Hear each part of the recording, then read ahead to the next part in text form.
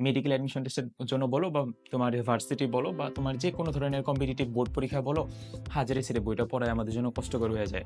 তাহলে আমরা এই বইটা তো কিনেই ফেলছি, কিভাবে কি করা যায় বা কিভাবে পড়া যায় বা সেকেন্ড টাইমের হিসেবে আমরা কিভাবে কি করতে পারি। এখানে আমরা একটা বাঙালিদের মতো একটা মিডল একটা পন্থা অবলম্বন করব। মিডল পন্থাটা হবে এরকম যে হাজারে ছেড়ে বইটা আমরা খুব ভালো মতো পড়বো, একটা চ্যাপ্টারের বেসিক নিব, খুব ভালো মতো হাজারি স্যারের বই থেকে এমসিকিউগুলো প্র্যাকটিস করব, তার কবির স্যারের বইটা ধরবো, ধরে পেজগুলো উল্টায় উল্টায় দেখবো যে কি কি আছে বইয়ের মধ্যে বা কি টাইপের এক্সট্রা কোনো কিছু আছে কিনা বা আমার কাছে এক্সট্রা নোটেবল কিছু লাগতেছে কিনা, অথবা কোনো যদি তোমার টিচার থাকে সামনে ওনাকে বলবা যে ভাইয়া কোনো এক্সট্রা কিছু থাকলে আমাকে একটু বলেন আমার হাজারি স্যারের বইয়ের। সাপোজ তোমার কথার সেকেন্ড পেপার চ্যাপ্টার 1 পরিবেশ রসায়ন খুব ভালো মতো পড়ছো, হাজারি স্যারের বই খুব ভালো মতো পড়া হয়ে গেছে, সব এমসিকিউ প্র্যাকটিস করা হয়ে গেছে।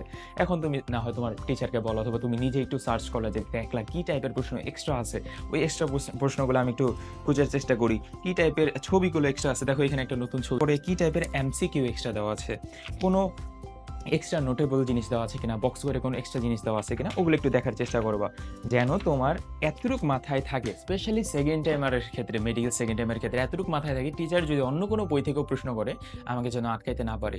এইভাবে একটা মিডল রাস্তা অবলম্বন করবা। কিন্তু ভুলেও এটা ভাবা যাবে না কবির স্যারের বই আমি লাইন বাই লাইন ওই হাজারি স্যারের মতো করে আবার পড়বো, কারণ এটা করার আমাদের সময় থাকবে না। এবং এটা করলে আমার ওই যে মেইন বইটা আছে, মেইন বইয়ের প্রতি ফোকাসটা কমে যাবে।